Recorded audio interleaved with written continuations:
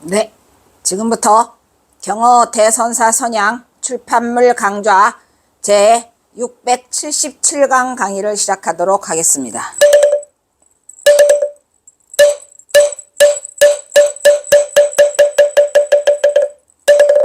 먼저 삼기의와 반야심경이 있겠습니다.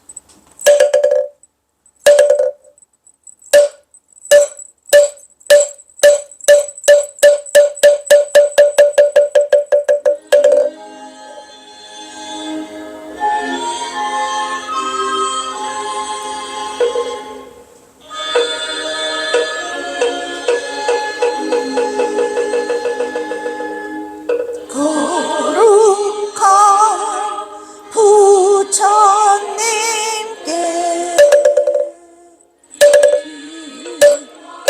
기도합니다. 거룩한 가르침에 기도합니다.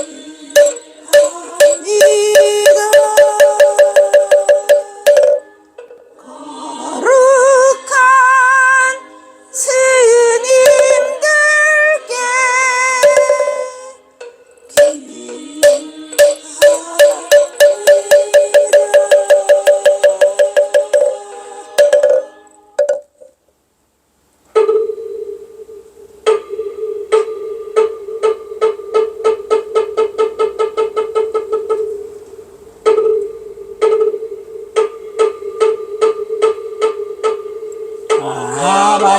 반야바라밀타 안자제모사리 깊은 반야바라밀타를 행할 때 오니 공한 것을 비추어보고 온갖 고통에서 건너느니라. 사리자여, 색이공과 다르지 않고 공이 색과 다르지 않으며 색이고 공이요 공이고 색이니 수상행식도 그러하니라. 사리자여, 모든 법은 공하여 나지도 멸하지도 않으며 더럽지도 깨끗하지도 않으며 늘지도 줄지도 않느니라. 그러므로 공 가운데는 색이 없고 수상행식도 없으며 안이비설신의도 없고 색성양미촉법도 없으며 눈의 경계도 의식의 경계까지도 없고 무명도 무명이 다함까지도 없으며 늙고 죽음이 다함까지도 없고 고집멸도도 없으며 지혜도 어둠도 없느니라. 얻을 것이 없는 까닭에 보살은 반야바라 밀다를 의지함으로 마음에 걸림이 없고 걸림이 없으므로 두려움이 없어서 뒤바뀐 헛된 생각을 멀리 떠나 완전한 열반에 들어가며 삼세의 모든 부처님도 반야바라 밀다를 의지함으로 주상의 깨달음을 얻느니라. 반야바라 밀다는 가정하고 밝은 주문이며 이 없는 주문이며 무엇과도 견줄 수 없는 주문이니 온갖 괴로움을 없애고 진실하여 도망하지 않음을 알지니라. 이제 반야바라 밀다 주를 말하리라. 아제 바라 아제 바라 모지사바 아제 바라 승아제 모지사바 바라 승아제 모지사바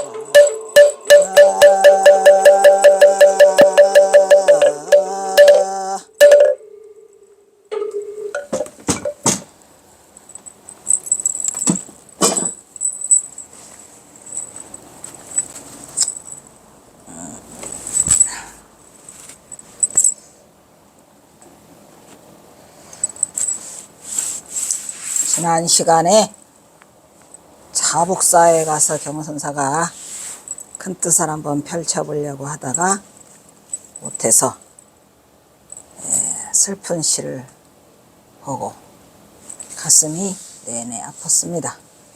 자, 한번 살펴보고, 꽃이 피어도 지는 젊은에, 꽃이 피어도 찐다는 얘기는 이제 초여름으로 접어드는 거죠.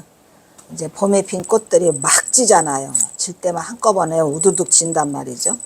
그러니까 이 성문이라고 하니까 이 성문이 젊은이죠. 성문이 깊었는데 나무꾼과 신선의 자취가 잘도 나누는 거야. 나무꾼과 나문, 똑같이 산에 와도 나무꾼과 신선은 서로 다르죠.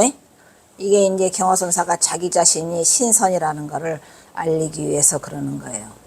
근데 겉보기에는 나무꾼으로 보였지만 내가 한번 쫙 피면 금방 신선이 된다는 거죠. 그래서 지금 경화선사가 여기 오셔서 지난번에도 말씀드렸지만 자복사에 오셔서 이제 용기를 한번 내보려고 해요. 왜? 기왕 다 틀린 놈이고 이제 살 만큼 살았으니까 죽든지 말든지 한번 해보자 해서 자신의 본분을 드러내 보려고 하는 거죠. 그래서 어떻게 했어요? 소나무 바위에 암송, 그죠? 장괴, 소나무 바위에 지팡이 한번 탁 걸치니까 경화선사가 주장자 한번 딱 소나무 바위에 걸쳐놨는데 그냥 범이 막 튀어나올 것 같아. 우리 알죠? 범이? 호화, 묘화, 그죠? 수행이 극도에 이르르면 화선지를 뚫고 범이 막 튀어나온다 그랬죠, 그죠? 그 범 그림이 그거예요. 범이 나도 튀어나올 것 같고, 그리고 또 이 장막에 의수, 내 승복 하나를 탁 연꽃 장막에다가 갖다가 이 휘장을 둘러버리니까 뭐를 볼 것 같아? 새들이 깃들이는 걸 본다. 이 새가 뭐예요? 이 중생들이죠. 경화선사가 승복 하나 옷자락 하나 걸쳐서 탁 장막을 펼치니까 그냥 중생들이 막 깃드는 걸 볼 수 있다는 얘기예요. 이게 얼마나 많은 포부입니까? 대단한 포부를 그 스스로가 드러내는데 이걸 펴지 못하고 거기서 그냥 찌들찌들 사시다가 이제 자복사까지 오셔서 갑상군까지 쫓기듯이 왔으니 더 이상 갈 것도 없고 한번 펼쳐볼까 라고 여기 와서 자신의 포부를 피고 있어요. 그러면서 뭐래요? 정계, 청정한 세계죠.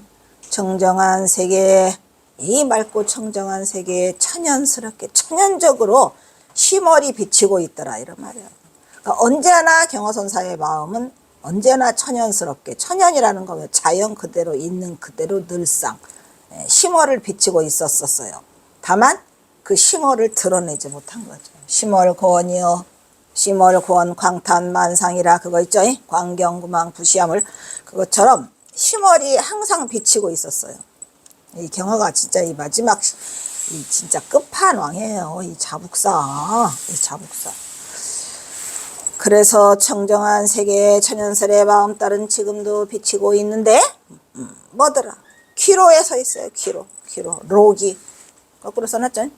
기로에서 어찌할 호자죠. 뭐뭐스로써 뭐가 장발, 백발, 그죠? 백발이 하얗게 서리가 침노했는가 이런 얘기. 이때 나이가 62세 내지 3세. 내가 갈림길에 와서, 이 갈림길은 뭐죠? 에이라 모르겠다. 한번 펴볼까? 숨어 지낼까 펴볼까? 이 기로에 서 있어요. 갈림길에서. 잠깐 망설이신 거죠. 그러니까 이때가 하이라이트예요. 우리 경화선사가 북쪽에 가서 한번 꿈틀해 보시려고 했던 시기가 이 갈림길이에요. 내가 이 갈림길에서 뭐 하려고? 연꽃장망에 옷을 걸고 소나무 바위에 지팡이 걸고 심월을 비치려고 하는데 이 갈림길에서 이 구렛나루가 빈무가 하얗게 서리가 침노했어요. 늦었죠. 그러면서 말해요. 침륜 고해. 그대와 내가 군녀아, 여기 그대와 내가 함께 고해바다에서 침륜하니까 빠져버렸어요. 그대와 내가 고해바다에 함께 헤매니. 그러니까 여기서 이제 경화선사는 중생들과 내가 다 그대나 나나 그냥 이 고해바다에 빠져서 깨달은 자나 아니나 그냥 내가 이 고해바다에 빠져서 하고 있으니 하일영산, 어느 날에나 영산회상에서 오법음, 깨달음의 법음을 내가 여러분에게 너희들에게 전할 수 있겠느냐. 대도를 성취한 이 대선지식의 이 말이, 이건 아무도 흉내를 낼 수 없는 말이에요. 우리 경허선사 아니면은 감히 이러한 포부조차도 펼 수도 없고 이런 마음조차도 낼 수가 없는데, 참으로 안타까워요, 이 인생이.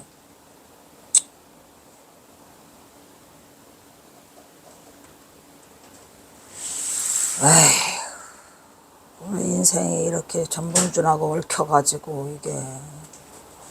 그래서 제가 이 시를 너무너무 가슴 아픈 시라, 그리고 너무 멋진 시고 너무너무 이 경허선사가 마지막 한번 갈림길에서 해보려고 일어났는데 백발이 침노해가지고 구렛나루가 하얗게 서리가 내리고, 그래서 어차피 너나 나나 고해바다에 빠져 있도다. 누가? 깨친 자나 안 깨친 자나. 그런데 내가 어느 날에나 영산회상에 법음을, 깨달음의 법음이죠. 오법이니까 깨달음의 법음을 전할 수 있겠는가. 이 대선승 하나가 있어서, 이 선지식 하나가 있으면 그냥 깨달은 자들이 그냥 무지하게도 다 튀어나올 텐데, 그걸 못하고 안타깝게도 우리 한국 선불교는 여기서 막을 내리는 건지. 아유, 속상하지. 이 시가 너무 가슴 아픈 시였어요. 에휴. 어느덧 봄꽃이 피었다가 이젠 피어도시 꽃잎들이 우수수 지고 있는 자북사의 젊은 앞에 경허는 서 있다. 노승경허. 어떻게 해. 62. 경허는 젊은 앞에서 자신의 신분을 돌아보고 한번 울컥 일어나 볼까 하는 거죠. 나무꾼으로 온 객승인데 겉보기에는 나무꾼 같지만 나는 뭐더라, 신선이더라, 이런 얘기야. 경허 자신이여 신선의 자취를 간직하고 있는 것도 나야. 근데 모습만 바꿔 있을 뿐이죠. 지금의 자신은 젊은 앞에서 승도 속도 아닌 모양새를 갖추고 갈림길에 서 있더라, 이런 말이에요. 내가 갈림길에 서서 고민하다. 아이고 괴로워. 사실은 이걸 쓸 때도 이거 몰랐던 거예요. 이거 쓸 때 이거 전봉준인지 모르고, 정말 답게 모르고 이 시를 그냥 번역했으니, 이 또한 경허의 중도불의를 드러내는 것으로 경허의 이루중행은 행함 없이 행해지고 있는데, 그거나 중생이나 나나 똑같다라는 거기에서 그렇다 하여 경허는 지난날의 자신을 잊지는 않고 있죠. 한번 해볼까? 소나무 옆에 있는 바위 옆에다가 지팡이 하나 걸었는데 그냥 막 범이 막 튀어나와. 그 옛날 남쪽 송광사 저만불사에서 바위에 걸터 앉아가지고 있으니까 그냥 범들이 튀어나와서 막 송광사 법당을 막 난패가지고 막 그 경허스님을 폄훼하는 자들을 어흥하죠. 산중의 모든 동물 군상들은 머리를 조아렸던 모습이 떠오른다. 범그림. 이 세상에는 안타까운 일이 너무 많은 것 같아요. 안 해. 어찌해야 되냐. 금방이라도 범이라도 나올 듯한 위용이 아직도 살아있어요. 우리 경허선사 지팡이 하나밖에 안 걸었는데, 경허는 자신이 연꽃장막에 옷을 거니 그냥 옷만 승복만 벗어 제끼면 다 그러면 연꽃장막이야. 그게 어딜까? 영산의 상이죠. 영산의 상. 눈앞에서 당장 새들이 깃드는 것을 본단 말이야. 중생들이 파고들어 품에 안을 수 있어. 내가 아직도 자신이 부처의 모습으로 자비가 넘치는 존재임을 확인하고 있죠. 어떤 모습? 대선승. 이 부분은 바로 중도실상의 모습을 보여주고 있는 것으로 소나무 바위에 지팡이 하나 걸었을 뿐인데 범이라고 나올 수 있고 불이법의 실상이고 왜? 나무꾼의 모습도 있고 신선의 모습이 있는데 내가 한번 다 위형을 드러내면 그냥 바로 보이는 거죠. 그게 바로 중도 아니겠습니까? 이것이 불이법의 실상이고 바로 연꽃장막에 옷을 거는 순간 나는 뭐로 보내더라? 대선승으로 변할 수 있다는 거죠. 지금은 훈농 새들이 깃드는 것을 보겠다. 이것이 바로 불이법의 실상이라는 것을 보여주고 있는 곳이라 알 수 있는 것이다. 언제라도 다시 모습을 드러낼 수 있는 대선승 경어가 자북사에 오시니까 본색을 드러내? 한번 해볼까? 라는 생각을 마지막으로 가지셨던 것 같아요. 속상하죠. 경어 자신은 이렇게 정정한 세계에서 아직도 천연설의 마음따를 비추고 있더라 이런 말이야. 비록 내가 서당 후몽으로 방란주로 바꾸고 있지만 내 마음따는 항상 심월은 비추고 있더라. 이 자북사는 뭐대예요 또? 해월 스님이 1907년부터 계속 올라와서 몇 년이요? 7, 8, 9, 10 4년. 답변하기 적당한 말을 찾지 못했어요. 뭐래요? 그래서 자북사에 와서 경어선 얘기를 소식을 들어요. 드디어 꼬리가 이 자북사에 와서 잡히죠. 왜냐하면 자북사에 왔는데 그냥 자북사에 이 계시는 분들이 다 이 경어선사가 그냥 대단한 인물이라는 걸 알잖아요. 눈하면 광채가 튀어나오죠. 범상치 않은 인물이 왔죠. 또 거기 가서 누구를 만나? 김탁의 부인을 만난다니까. 김탁의 부인이 자북사에 불공들이러 왔다가 수월 스님을 만나가지고 제가 그분 안다 이래가지고 어느 훈몽 하나가 있는데 대단한 분이 있더라는 소문이 그냥 자북사에 쩌렁쩌렁하니까 그래서 갑산 그 도아리 그 서당까지 안내를 하는 게 그 김탁의 부인이에요. 그래서 어찌하여 이다지도 빨리 갈림길에서 백발은 침노해서 육체를 힘들게 하는 것인가? 그대는 그대대로 나는 나대로 그대나 내나 백발로 고에 바자에 빠져서 이렇게 육체적 고통으로 헤매니 어느 날에나 이 육신을 벗어던지고 영산해상의 법음을 깨달을 수 있을까? 깨달음의 법을 전할 수 있을까겠죠. 경어선사는 이 깨달을 수 있을까는 중생들을 걱정하는 거고 늙은 노승 경어는 막연히 한탄하고 있더라. 그냥 저는 막연히 한탄하는 줄 알았는데 그게 아니고 전봉준 때문에 어찌할 수 없어서 와 계시니까 얼마나 힘든 시간을 보내게 보시겠어요. 자, 자북사 지나고 이번에는 무훌사인데 사실은 자북사보다 무훌사를 더 먼저 들리세요.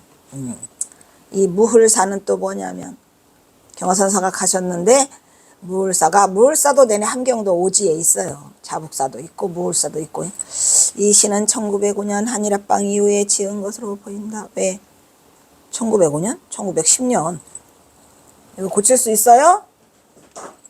1905년은 뭐죠? 을사보호조약이죠. 여기는 한일합방이니까 1910년이야. 1910년 한일합방 이후에 지은 것으로 보인다. 왜? 무hul사는 함경도 오지에 있는 사찰로 깊은 산속이라 경어 혼자서 절을 지키는 경우도 종종 있었다. 경어선사가 틈나면 무hul사를 들려요. 근데 가보면 무hul사에 중들이 하나도 없어요. 그리고 전부 다 낡아가지고 거미줄이 막 쳐지고 탑이 무너지고 막 그러는데 경어선사가 그걸 보고 눈물을 막 흘리시죠. 흘리고 또 무hul사에 주무시면은 귀신들이 나타나요. 그래서 경어선사가 귀신들을 잘 천도해주고 하는 그런 전설 따라 삼천리 이야기가 있더라고요. 그래서 혼자서 절을 지키는 경우도 종종 있었다. 그 당시 조선 팔도에는 어디를 가나 도적대가 득식을 거렸죠. 왜? 먹고 살 게 없으니까. 특히 절에 와서는 막 절에 있는 중요 문화재 같은 거를 다 훔쳐가잖아요. 그래서 경어선사도 통도사에서 판상차원 하시잖아요. 거기 통도사에 가니까 주웅들이 다 울고 있어서 왜 그러냐 하니까 도둑대들이 와서 다 훔쳐갔다. 그 얘기요. 그까지 금떼들 아무거나 줘라만 하는 얘기 있죠. 특히 절에는 국복군 문화재를 몰래 일본으로 빼돌리는 도굴꾼들이 밤마다 찾아들고 와서 식량을 탈취해가는 대반사였다. 그래서 경화선사가 이 무울사를 지키면서 도적들을 만나고 또 귀신떼들을 만나고 그래요. 그래서 경화는 그 무울사를 지키면서 또 도적떼들이 오면은 먹을 거를 또 잔뜩 챙겨줬다고 합니다. 예, 그런 그 이야기가 야사로 많이 있어요. 이 무울사 얘기는. 귀신들도 다 항복받고. 경화는 혼자 절을 지키다 야밤에 찾아오는 도둑들에게 부족한 식량이나마 남기지 않고 산적들에게 내주는 자비심을 베풀었다고 전해진다. 이거 무울사에서 그랬다고 합니다.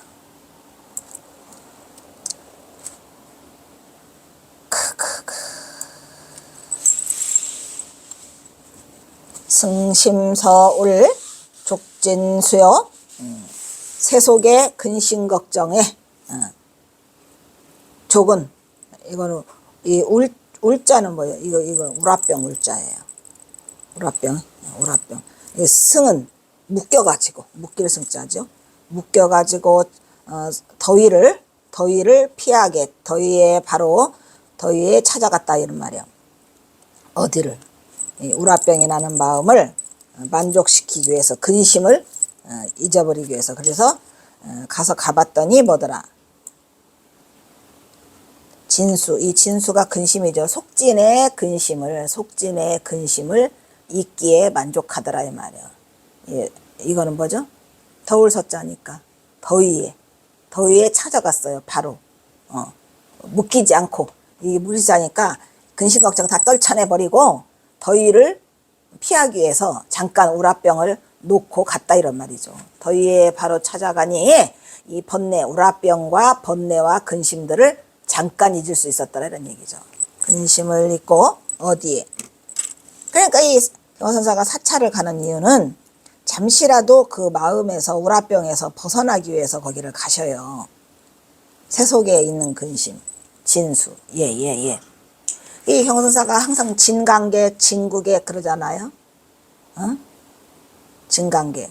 세속의 진내의 사이에 있는 객이고 또 지난번에는 절구통 구자였잖아. 세속의 절구통에 처박혀 있는 객이다 이런 말이에요.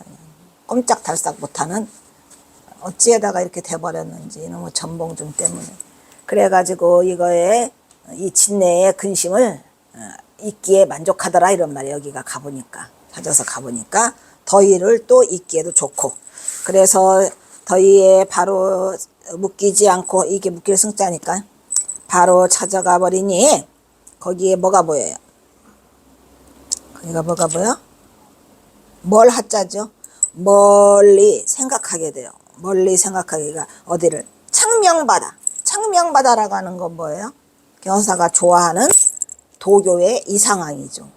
도교의 이상향이 창명바다예요. 그래서 출렁출렁하는 창명바다가 만리의 물가주자죠. 만리를 생각하게 한다 이 말이에요. 멀리 창명바다 만리 물가를 생각하게 하네. 어디가? 여기 무울사를 찾아오니까. 무울사 가까이에 그 물이 있었나 봐요. 그래서 그 멀리에 들려오는 그 바닷소리가 만리의 물가를 생각하게 하나 봐요. 굉장히 멀리 있구나. 한 만리쯤 떨어져 있는 것 같더네. 근데 아득히 들려오대요. 물결 소리가. 무울사에 갔더니. 그러니까 더위를 바로 잊을 수 있다 이런 얘기죠. 그렇게 하고 하상 멀리를 생각하게 한다. 하상 장명 만리 주요 물가주자거든요. 저게 괴류 장평 장망야요. 괴류는 뭐예요?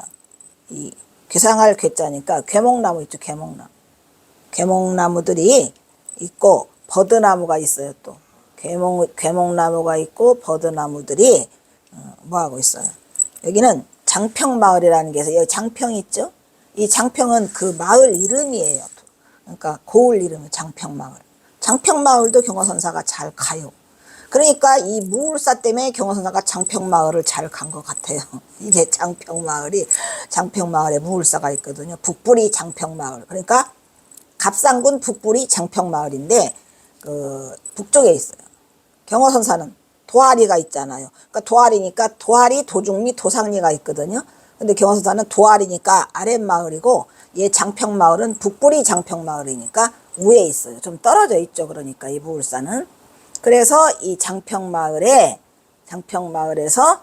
장차는 앞을 내다본다는 게 장망야. 그러니까 멀리 벌판을 바라보고 있는 거예요. 야, 뜰판을 바라보고 있더란 말이야. 무울서에 올라가서 괴목나무 버드나무를 또 보니까 이게 더위에 찾아갔다니까 여름이고 더울서고 괴목나무 버드나무가 장평란 마을에서 멀리 벌판이 바라본다는 얘기니까 그 좀 무울사가 높은 곳에 있나 봐요. 그리고 장평마을 벌판을 다 바라볼 수 있다는 얘기죠. 그 얘기고 또 연하가 나오잖아. 연하 무울 전등루요.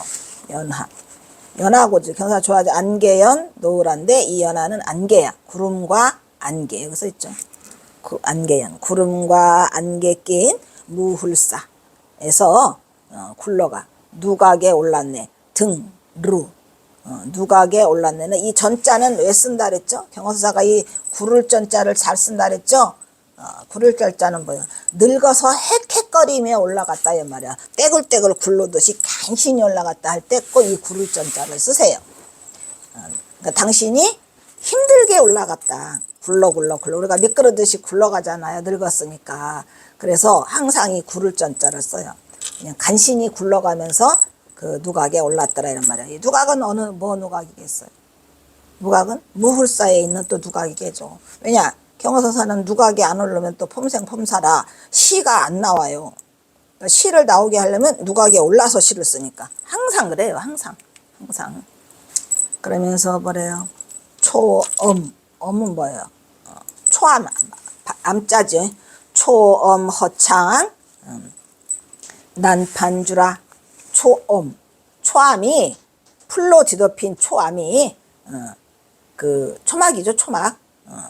초엄이라고도 하고 초암이라고도 해. 풀로 뒤덮은 초암에 허창 빈 창이 그러니까 초암이라고 하나 이렇게 그 초가집처럼 하나 있는데 창문이 깨졌어. 다 뜯어져 버렸어. 뜯어져서 빈 창문이요. 그런데 그 빈 창문이라 하더라도 판별하기가 어려워요. 낮주잖아요. 밤낮을 구별할 수 없을 만큼 그 쓰러져가는 초막집에 들어갔더니 창문이 없는데 다 뜯어져 있는데도 빛이 들어오질 않아가지고 낮인지 밤인지가 분간하기가 어렵더라 이런 말이에요. 이것만 봐도 이 무울사가 지금 어떤 지경인가를 알 수가 있죠. 빈절이에요. 그래서 경어선사가 거기 가서 그 절을 지키는 거죠. 그리고 이렇게 막 거미줄이 막 쳐 있는 거를 보고 눈물을 흘려요. 경어선사가 그 시에 대해서. 제일 밑에 나오나? 초암에 침침한 어두침침한 창 비어 있어. 허창. 창이라고는 하지만 개뿔 다 뜯어져 가지고 싹해 가지고 언제 됐는지 모르는 그 침침한 창에 밤낮을 분간케 어렵더라 이 말이야. 어려울 난 판별할 판별할 판 낮주.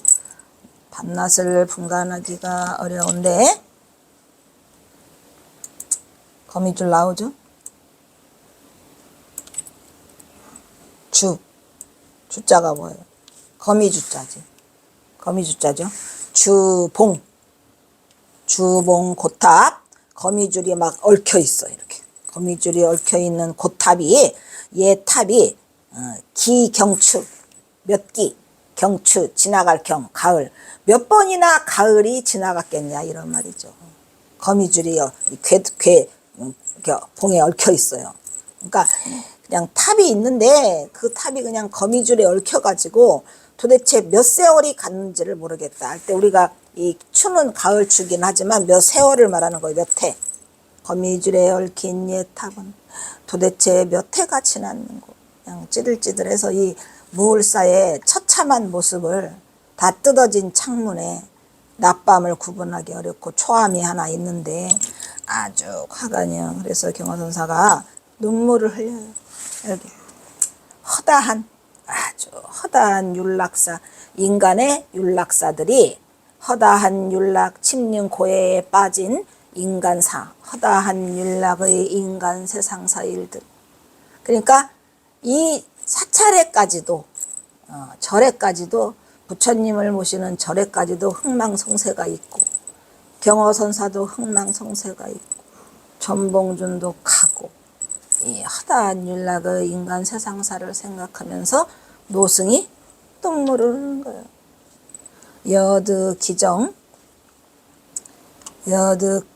여득기정 체가류라 눈물을 흘리는구나 이란 말이죠. 눈물이 그냥 저절로 흘러나와. 여득 이와 같으니 그 정성을 생각하니까 이와 같이 그 정성을 생각하니 눈물 채자잖아요. 눈물이 저절로 가히 흘러내리는구나. 그냥 눈물이 주체할 수 없이 눈물이 흘러내리는 거죠.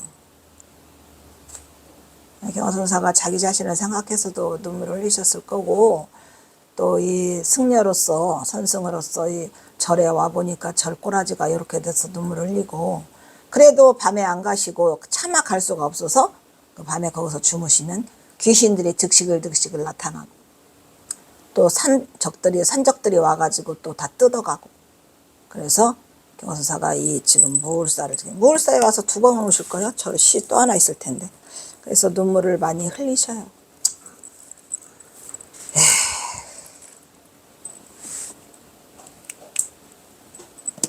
이렇게 슬픈 시인 줄은 처음에는 그냥 대충 읽었었는데 이것도 자세히 보니까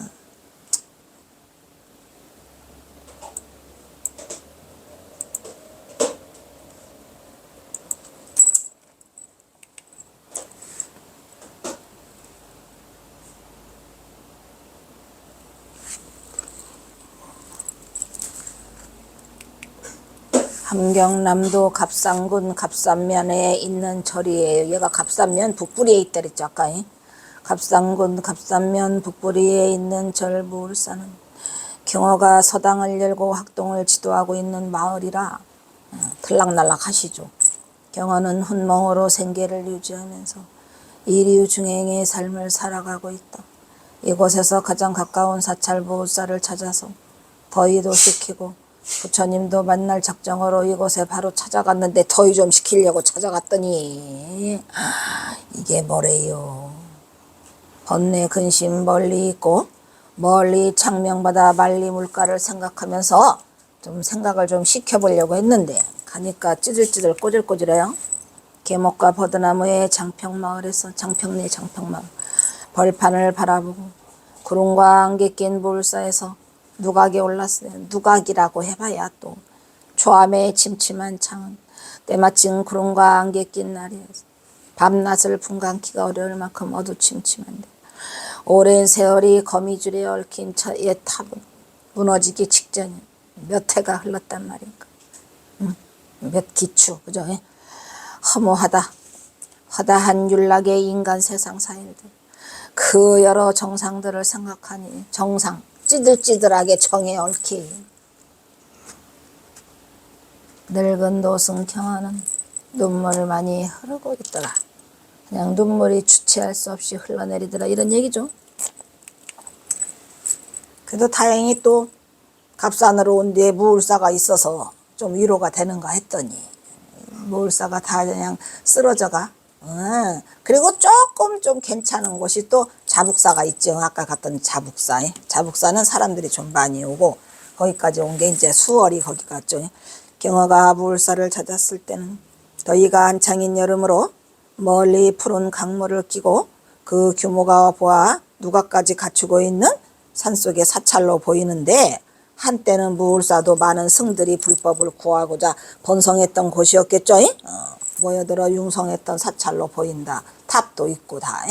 그런데 지금은 저렇게 다 쓰러져 가고 그 다음에 이제 경허선사가 이 갑산으로 온 뒤에 그래도 용케 찾아낸 무울사가 있어서 그나마 위안이 됐는데 하지만 우거지게 자란 숲을 초암의 침침한 창은 밤낮을 분간키 어려울 정도 어둡고 언제부터 잊어버릴 정도로 다 뜯어져서 허창이 허창이라 오랜 시간 사람의 손길에 닿지 않아 거미줄이 연기성기 얽혀서 뜰 앞에 서 있는 예탑을 할 일 없이 바라보고 있어요. 경허선사가. 그리고 그 정상을 참작하니까 눈물이 펑펑 쏟아지더라 이런 얘기죠. 어쩔 수 없는 현실의 인생 부상을 느끼는 허무함으로 주름 패인 눈가에 눈물 가득 고이니 도대체 몇 해나 지났는가 늘 헤아리면서 늙은 노승 경호는 소리 없이 흐르는 눈물을 훔치고 있더라. 아이고, 여기서 경호의 중도부리의 실천은 중생과 함께 나누는 고통으로 자신과 중생을 둘러보지 않는 불이법의 증득으로 중생의 고통을 자신의 슬픔으로 받아들이며 경호는 이곳 무울사에서 선승의 신본을 떠올리면서 지난날의 자신의 회포 속에 인생 부상을 노래하고 있었는데 그 정상이 뭔지를 몰랐지요. 그 정상을 생각하니까 눈물이 흐른다고 했는데 경허선사도 자신이 쫓기는 몸으로 여기까지 와 있으니 이걸 바라보니 얼마나 슬펐겠습니까. 그래.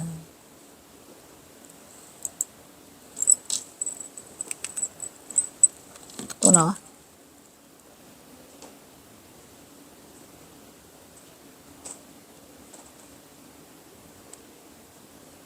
끝나. 여기서 끊자. 여기서 끊도록 하겠습니다. 끝나. 끝나.